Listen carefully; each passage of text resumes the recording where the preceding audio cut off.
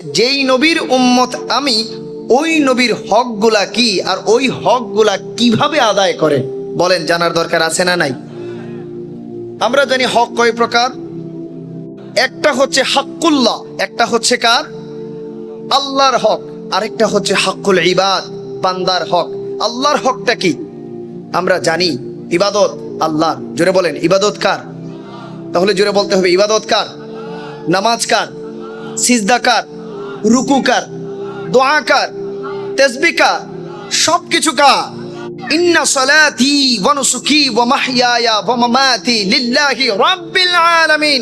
আল্লাহ নিজে শিখাচ্ছেন তোমার সালাত, ইবাদত, তোমার সিজদা, রুকু যা আছে, তাসবিহ, তাহলিল, সব তোমার ইবাদত।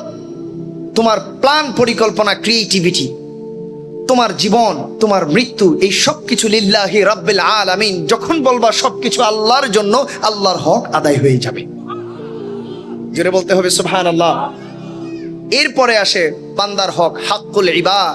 এবার আসেন, আপনি যদি আমাকে প্রশ্ন করেন, হুজুর হাক্কুল ইবাদ মানে বান্দার হক আদায় করা, স্রষ্টা আল্লাহ, তাহলে আল্লাহ ছাড়া বাকি সবাই সৃষ্টি। এই সৃষ্টির মধ্যে যদি হাক্কুল ইবাদ, বান্দার হক আদায় করতে হয়, আমার ক্ষুদ্র জ্ঞান বলে সবার আগে হাক্কুন নবী, আমার নবীর উম্মত হিসাবে আমি আমার নবীর হক আদায় করতে হবে। ঠিক কিনা? আরো জোরে বলতে হবে, ঠিক কিনা?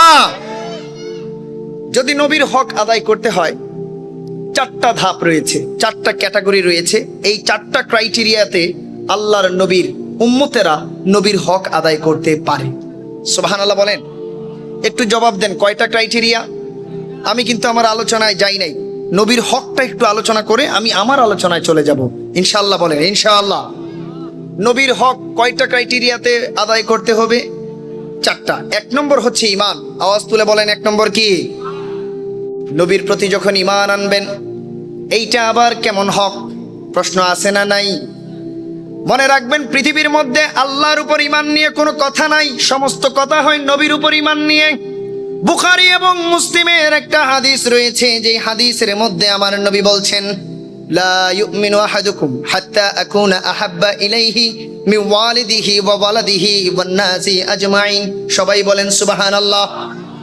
নবী আমার ইরশাদ করেছেন, উম্মত মনে রাখো, যদি একেবারে পরিপূর্ণ মুমিন হতে চাও, ঈমানদার হতে চাও, তাহলে তোমার মধ্যে আমি রাসূলের মহব্বত সবচেয়ে বেশি থাকতে হবে। বলেন সুবহানাল্লাহ। তুমি যখন আমি রাসূলের মহব্বত সবচেয়ে বেশি রাখতে পারবারে উম্মত, মনে রাখবা দুনিয়ায় থাকতেই আমার আল্লাহ তোমাকে প্রকৃত মুমিন বান্দা হিসেবে কবুল করে নেবে।